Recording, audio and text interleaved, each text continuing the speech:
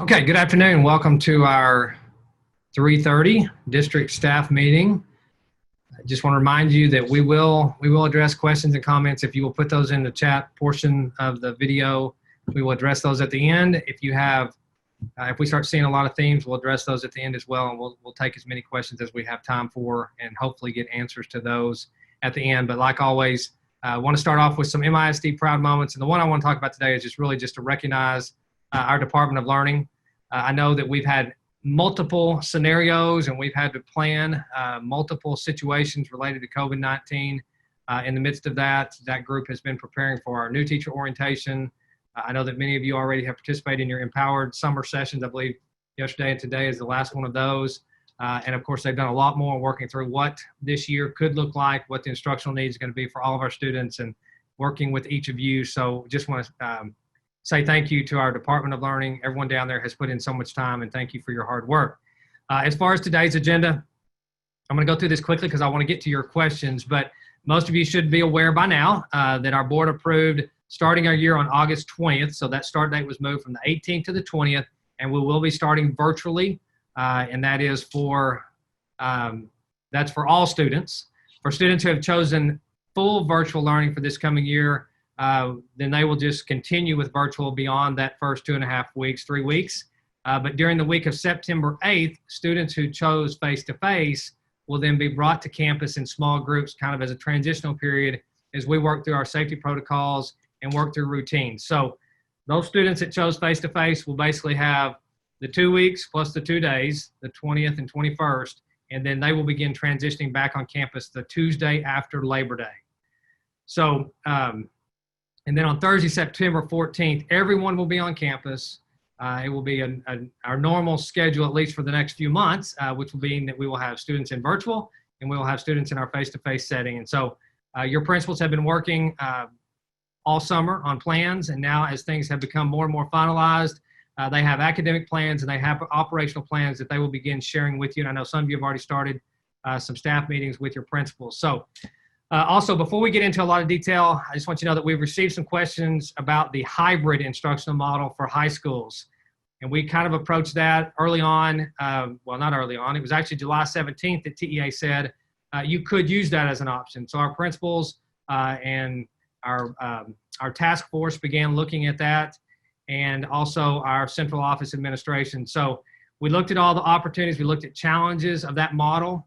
And last week, while we were in the midst of finalizing some other decision points with our task force, we also talked about this hybrid approach. So we really haven't come back and finalized the decision on that. All that to say, through all of our conversation, all of our deliberation, we decided against the hybrid approach, just basically on some of the challenges that were really not in the best interest of students instructionally. There was concern that our students would be bouncing between days off and days on campus. So basically the model that we looked at, students would have only been on campus 2 days. The other 3 days, we would have had all of our 9th through 12th graders at home or out in the community. And that would be both high schools. And so that presented some challenges. Also at the same time, those parents that chose face-to-face, and we had publicized that as 5 days per week. So that was just one of the concerns. Another concern was that a lot of our learners would have courses that require face-to-face every day. And so if a student was on his virtual day, the student would still be required to come to that class period, regardless of what period that was during the day, even if it was designated as their virtual day. And so from a transportation standpoint, kids coming and going on our campuses, in and out of our campuses at different times of the day, meaning both high schools having that situation, we did not feel like that was in the best interest of MISD or this community. And then also just from an access standpoint, if kids couldn't get transportation, then they would not be allowed to take those specific courses. And we felt like that was an equity issue. And we just didn't want to get into that at this point. We feel like that we can put enough safety protocols in place to manage this. And so that's the answer to that. That's where we are on the hybrid situation. We are not continuing to pursue that at this time. With the summer, and just a couple other items, we had the summer feeding option, which ends in August the 19th, but the food service department and transportation are working through a plan to be able to continue to feed our students under the new regulations. So many of our students who choose to remain virtual learners will still have an opportunity, at least we hope, as we work to provide some grab-and-go sites for them at remote locations. So we'll get more information about that as well out to you. Also, we have some openings for custodial positions and bus drivers. As you can imagine, these are very important people for our daily operations. So please spread that word. If you know anyone, just let people know we are looking to hire. The board just approved numerous custodial positions. And of course, we're always looking for bus drivers. So please get that information out. We need some great quality people in those two areas.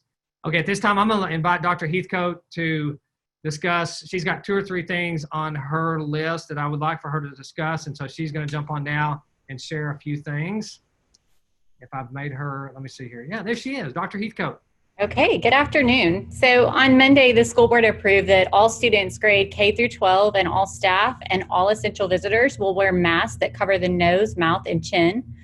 We know that numerous activities require the removal of masks for instructional purposes, and so the Department of Learning, Specialized Learning, and some medical professionals have helped in developing a list of mask exception protocols that we will use for when masks can be removed during instructional time. This information has been sent to your principals, and they'll share additional information with you beginning next week, so I know there's some questions around that.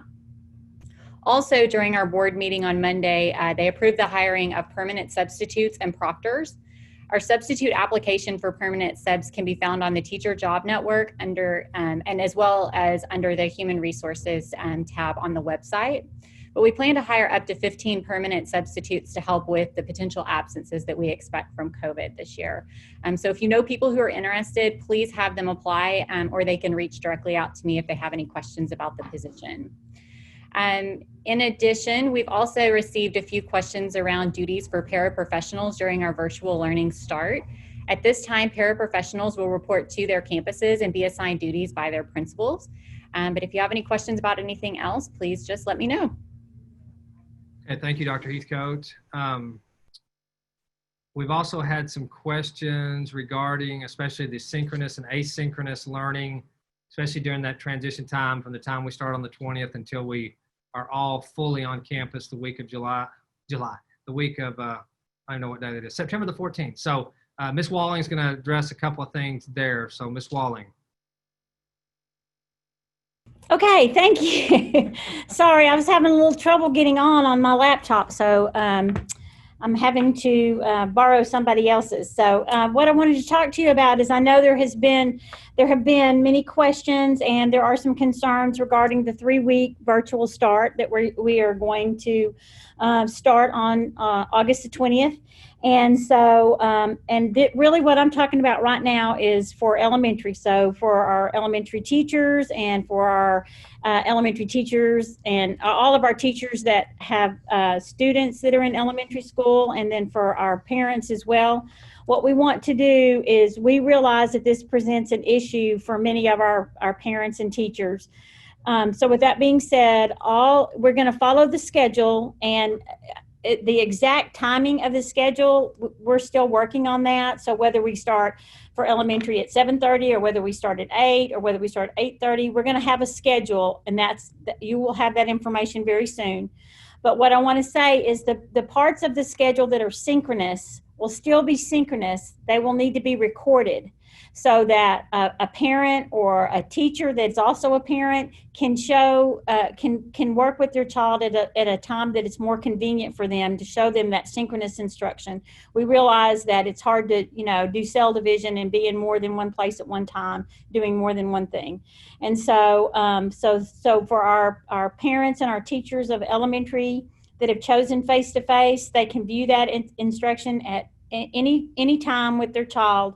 And this will only be during this 3-week period, because then many of our students will come back face to face, and then our virtual will follow the schedule that we have in place for elementary and for secondary. So this is just for elementary. It's just for the 3 weeks. All synchronous instruction, just going to recap, all synchronous instruction will be recorded for you to be able to view with your child, or for a parent to view with their child at a convenient time. So. Okay, thank you, Ms. Walling. I have just one more item I'm going to address, and then we'll open it up for questions. I'll let Dr. Carpenter kind of facilitate that. But just want to remind you, don't forget to enroll for your benefits this coming school year. Open enrollment ends August 5th.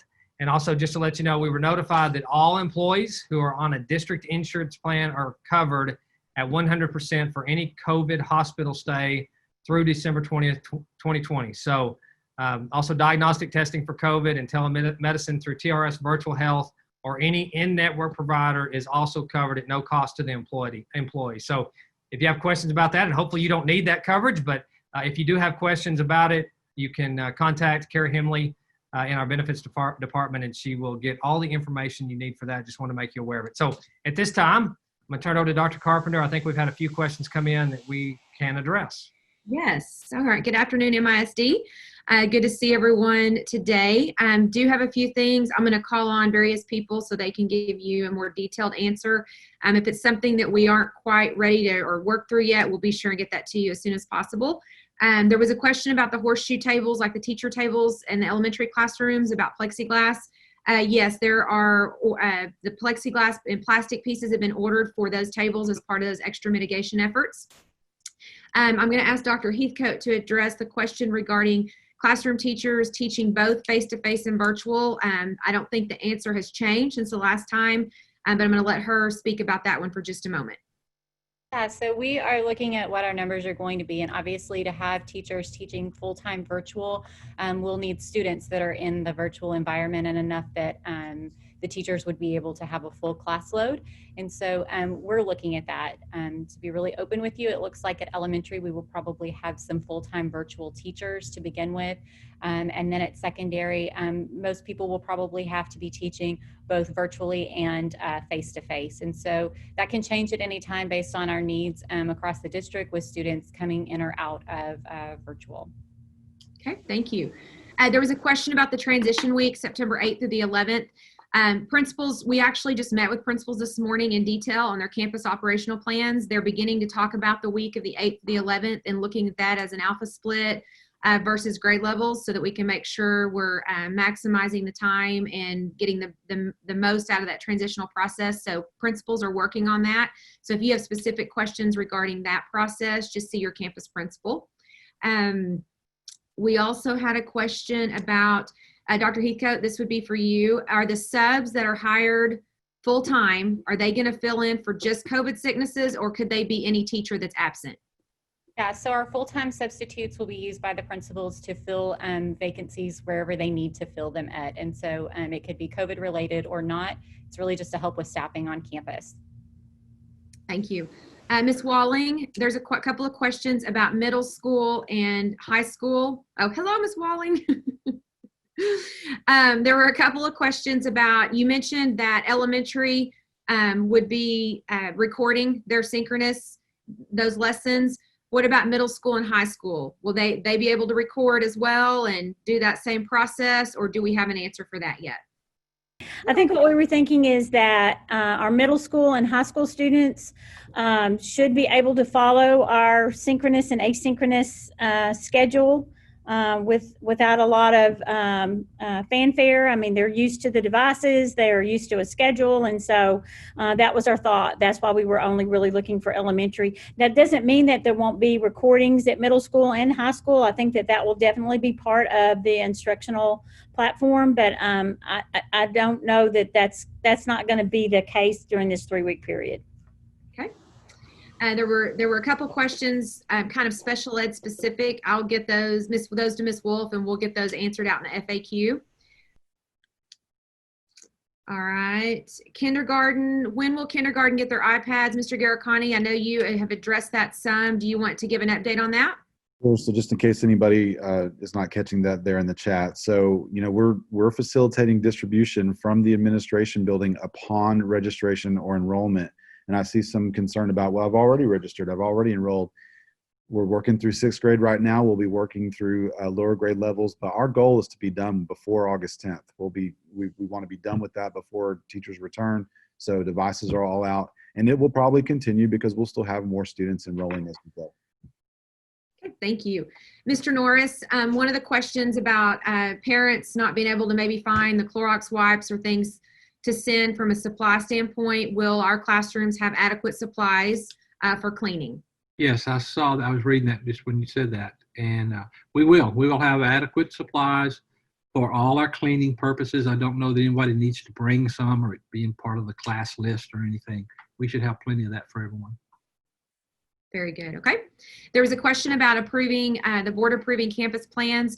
Those operational plans are actually derived directly from the health and safety protocols that were approved. So once those campus principals are done and they're ready to post next week, those will go out in parent emails, along with some videos that we're going to be recording in district tomorrow to show some day in the life of face-to-face learning. So the communications department is working with our campus principals to create some videos to roll out next week, along with those campus operational plans. And then, Mr. Garricani, will you finish about the new high school students, new students to the district in general, and their devices? Right. Let me try to be a little bit more clear. So any new to district students, we're going to be contacting them by appointment to come by the administration to pick up devices. I see some comments on here, some questions about Canvas and other instructional resources. So I don't want to take too much time because I didn't even put in the notes that I was going to go in depth on any of this information, but we are working feverishly to make sure that both learning management systems, Canvas and Seesaw, are fully populated with your roster information. All instructional materials, resources, they vary from resource to resource because some of them can be automated, some of them require a manual upload. And let me be clear about this. All of this is riding on scheduling. As soon as the scheduling is done and we can commit schedules across all the campuses, it'll populate your student list and of course the teachers, because all the instructional materials resources in ClassLink, our new single sign-on platform, those resources are associated with users by the course number. So we have to tie a course number to the resource and then students are populated in the resource. And so I know it's convoluted, but I didn't make up the process. That's the best practice recommendation. And so as soon as campuses are finished scheduling, we're going to roll them forward, and we are working desperately, feverishly to make sure that day one you have access to all the virtual instructional materials that you need. I also wanted to update, I've seen a couple of questions about CDC. So yesterday, Texas Education Agency updated about 4 different components of the public health document that they give us. They have most recently aligned with the things coming from CDC. Some of the things from CDC are not necessarily aligned with the American Pediatrics Association. And so Texas Education Agency uses both of those. And so what we use for our guidance is through TEA, because they use the Texas Medical Board, Doctor Board. They use American Pediatrics Association as well as the CDC. The CDC did release a guide to opening school on last Thursday. Everything we have is basically in line with that, but TEA updates us, and they just recently, yesterday, updated the symptom list. They updated the 72-hour fever-free past the 10 days to 24 hours. And they also updated one from 2 negative tests in a 24-hour period to 1 negative test. They also updated the close contact definition. So your principals received that information this morning. If you have further questions about any of those changes, they have that. They're working as we speak to get those pieces. And then Ms. Fiorenza, which is our district lead nurse, is updating all of the nurse protocols for that same process. So just understand, as things are changing, we're making the updates. The MISD summary health plan that will be posted on our website sometime next week has every bit of that guidance in there. And as it's updated for us, then we will turn around and do the same updates and make sure they're notated with a date. So we're watching it daily as things progress, but just know that that is our governing, that's how we're using that. Our guidance comes from that. I think there was a question about Ms. Walling. Are you on the call? I have a YMCA question. Yes, okay. Will the YMCA be open full time once virtual online learning starts for district employees, students? I have a call in today at 5:15 to be exact with the Y to discuss some additional support that they can provide us. And so although our child care, our daycare, Jenkins, will be open beginning with PD for our littles, but for our school-age children, I'm going to look at that. I'm for sure going to look at trying to have something for the week of September the 8th. through the 11th, because we know that many of you will be back on campus at that time. So I'm exploring some options that we might have. Thank you very much. Some of these are going to be technology related, and I'm just going to, once we get done, we'll form our FAQ and get those answered and sent out so we can kind of collectively theme those and make sure the answers get there. There was one question I wanted to finish with. Will parents have the virtual face-to-face choice the whole year? Or is there going to be a point in time where we go back to normal attendance? And the answer to that is yes, parents will have that option all year. We are required to provide that option, and we can guide them and encourage them to make their changes at the end of each grading period. But ultimately, it will be handled on a case-by-case student basis per what we're working under. So just to answer that question, parents will have the opportunity to make those decisions accordingly throughout the year. So. Okay, well, I think Dr. Ledbetter will get the rest of these in an FAQ and sent out, and I believe that concludes the Q&A portion. Okay, thank you, Dr. Carpenter. I know that there was I think there was one question on there that has come up a couple of times, even in our board meetings, about dress code for staff, and I just want to, we talked briefly about it this morning with the principals, and I'm, like I told them, I think especially here for the first few weeks, first couple months as we get into this, I'm not going to be, we're going to allow jeans. I think that's, I don't know. I know there's been questions about other things like scrubs and that kind of thing, but we're going to allow jeans. I think if you wear a t-shirt, it needs to be some type of school shirt or a MISD shirt or MISD proud, something to that effect. But jeans and make it look as nice and professional as you can. We're willing to go that route to give a little bit more relaxed atmosphere, relaxed feel for you. So other than that, I know there's a lot of questions, in fact, still coming in. We will definitely get these answered, but I just want to say to you that we appreciate, once again, your understanding and flexibility.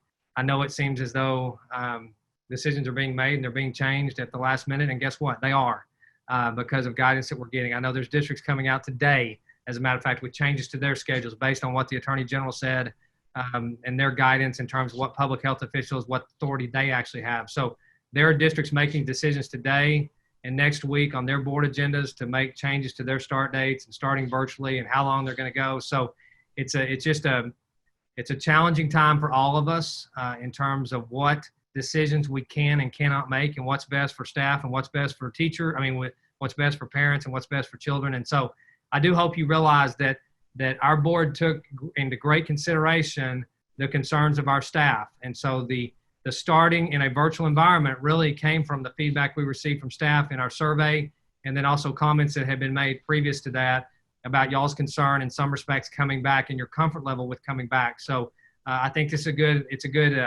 I guess, balance of coming back virtually to kind of get a feel for all of our safety protocols and make sure that we have everything into place and that you have time to prepare adequately for your kids, but also prepare for what's going to be different moving forward with some of the instructional tools. So I think it's good. It'll give us a chance to kind of see how things are going to work, especially during that transition time before we bring every kid back. So I do think it was a difficult decision.